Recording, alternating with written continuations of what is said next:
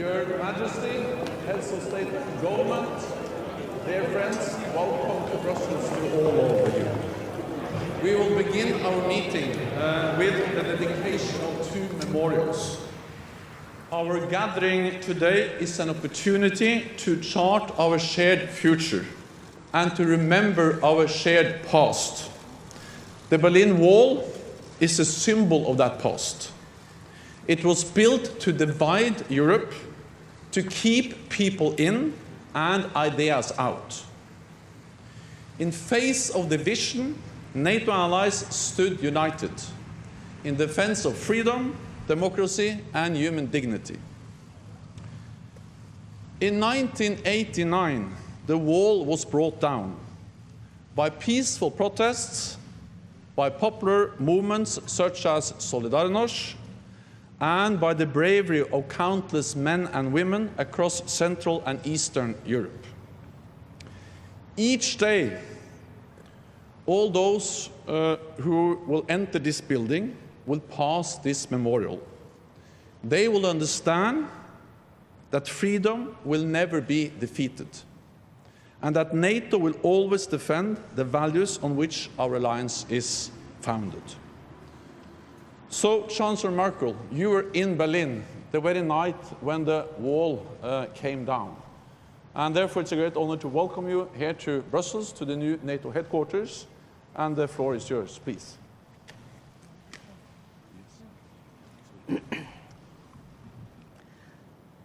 Eure Majestät, sehr geehrter Herr Generalsekretär, sehr geehrte Kolleginnen und Kollegen. Das neue Hauptquartier wird zukünftig der zentrale Bezugspunkt der NATO sein. Ein moderner Bau wie dieser weist in die Zukunft. Um aber überzeugende Antworten für die Zukunft zu finden, ist es gut zu wissen, was wir in der Vergangenheit erreicht haben und worauf wir aufbauen können. Mit diesem Stück Berliner Mauer haben wir die Geschichte vor Augen, die die NATO während des Kalten Krieges über viele Jahrzehnte geprägt hat. Mit diesem Stück Mauer haben wir aber auch etwas vor Augen, was mein Leben viele Jahre bestimmt hat. Es endete nämlich auf der östlichen Seite der Mauer. Und es hat sich gezeigt, dass Standfestigkeit auf der einen Seite, ganz besonders auch durch die NATO, und Mut unserer Freunde in Mittel- und Osteuropa und der damaligen DDR dazu geführt haben, dass es diese Mauer heute nicht mehr gibt und dass sie ein Erinnerungsstück ist. Unsere Allianz ist sich einig in dem Bewusstsein der Zusammenarbeit, des Bestehens auf Freiheit und des Vertrauens darauf, dass nicht Abschottung und nicht Mauern that it is not isolation and the building of walls that make us successful, but open societies that share the same values. Ladies and gentlemen, with the end of the East-West conflict, a new era began. A new era bringing new challenges and new dangers. But we continue to be an alliance built on shared values, showing solidarity towards its members. Germany will never forget the contribution NATO made towards making our country become reunited. And this is why we will continue to make our contribution towards security and solidarity as members of this alliance.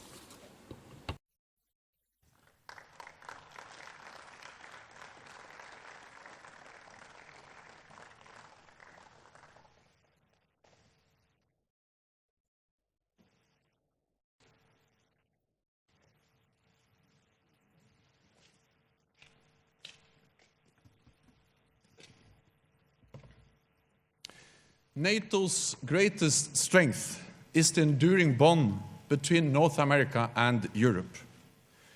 We saw the strength of that bond after the 9/11 attacks against the United States.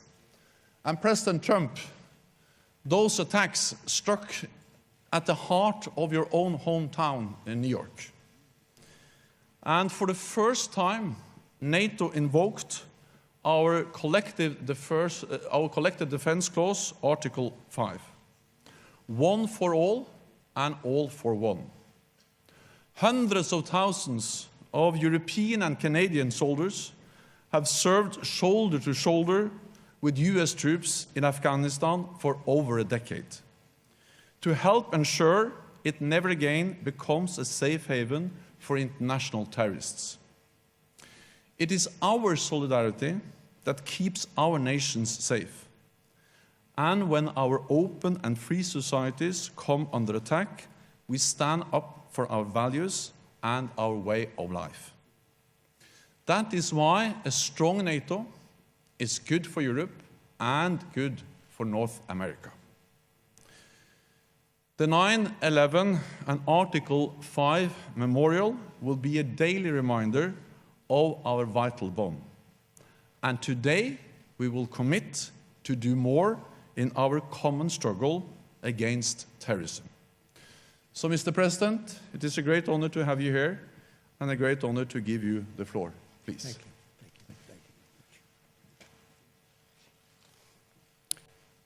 Thank you very much, Secretary General Stoltenberg, Chancellor Märkel.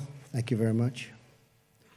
Other heads of state and government, I'm honored to be here with members of an alliance that has promoted safety and peace across the world.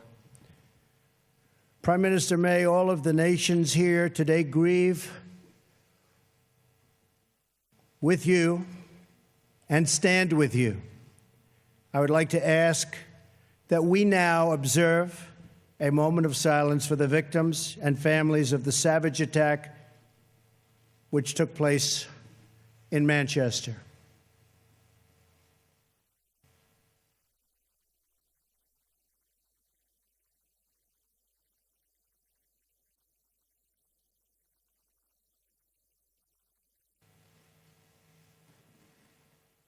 Thank you.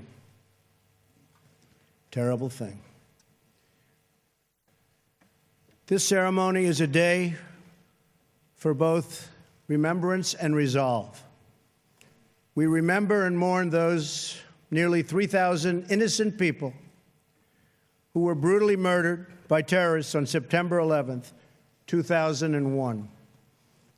Our NATO allies responded swiftly and decisively, invoking for the first time in its history the Article 5 collective defense commitments.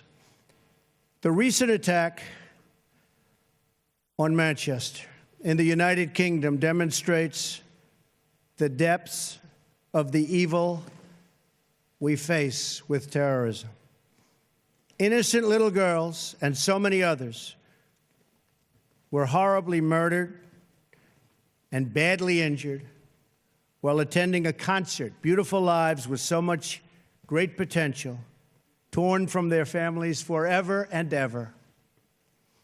It was a barbaric and vicious attack upon our civilization. All people who cherish life must unite in finding, exposing, and removing these killers and extremists. And yes, losers. They are losers.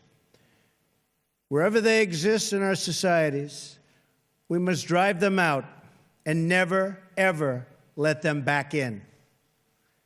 This call for driving out terrorism is a message I took to a historic gathering of Arab and Muslim leaders across the region, hosted by Saudi Arabia.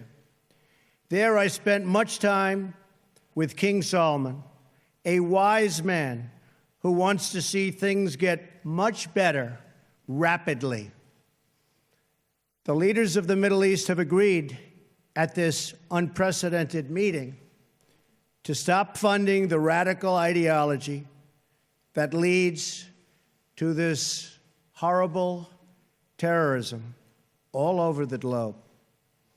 My travels and meetings have given me renewed hope that nations of many faiths can unite to defeat terrorism, a common threat to all of humanity. Terrorism must be stopped in its tracks, or the horror you saw in Manchester and so many other places will continue forever. You have thousands and thousands of people pouring into our various countries and spreading throughout. And in many cases, we have no idea who they are. We must be tough, we must be strong, and we must be vigilant. The NATO of the future must include a great focus on terrorism and immigration, as well as threats from Russia and on NATO's eastern and southern borders.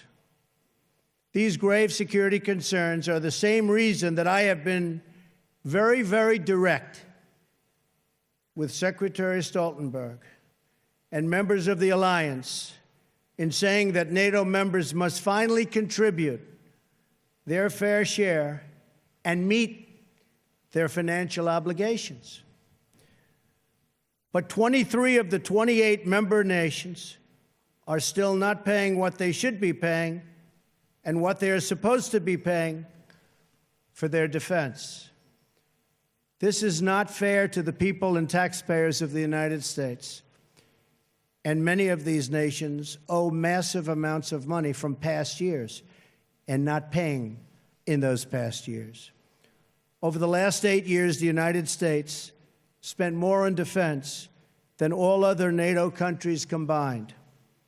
If all NATO members had spent just 2% of their GDP on defense last year, we would have had another $119 billion for our collective defense and for the financing of additional NATO reserves. We should recognize that with these chronic underpayments and growing threats, even 2% of GDP is insufficient to close the gaps in modernizing, readiness, and the size of forces. We have to make up for the many years lost. 2% is the bare minimum for confronting today's very real and very vicious threats. If NATO countries made their full and complete contributions, then NATO would be even stronger than it is today, especially from the threat of terrorism. I want to extend my appreciation to the 9/11 Memorial and Museum in New York for contributing this remnant of the North Tower, as well as to Chancellor Märkel and the German people for donating this portion of the Berlin Wall. It is truly fitting that these two artifacts now reside here so close together at the new NATO headquarters. And I never asked once what the new NATO headquarters cost. I refuse to do that. But it is beautiful. Each one marks a pivotal event in the history of this alliance and in the eternal battle between good and evil. On one side, a testament to the triumph of our ideals over a totalitarian communist ideology bent on the oppression of millions and millions of people. On the other, a painful reminder of the barbaric evil that still exists in the world and that we must confront and defeat together as a group, as a world. This twisted mass of metal reminds us not only of what we have lost, but also what forever endures, the courage of our people, the strength of our resolve, and the commitments that bind us together as one. We will never forget the lives that were lost. We will never forsake the friends who stood by our side. And we will never waver in our determination to defeat terrorism and to achieve lasting security, prosperity, and peace. Thank you very much. It's a great honor to be here. Thank you. Thank you. Thank you.